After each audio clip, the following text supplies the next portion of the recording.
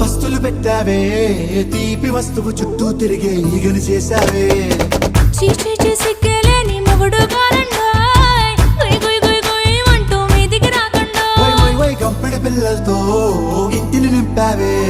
సాపాదిండు సంసారాన్ని మేడెక్కించావే ఇరుగు పొరుగు ముందు సరసాల కెట్టి పడుకోరే కుక్కలాగా మీ వాళ్ళు ఏం చేస్తాం ఎక్కేస్తాం ఇట్టాగే డాబాలు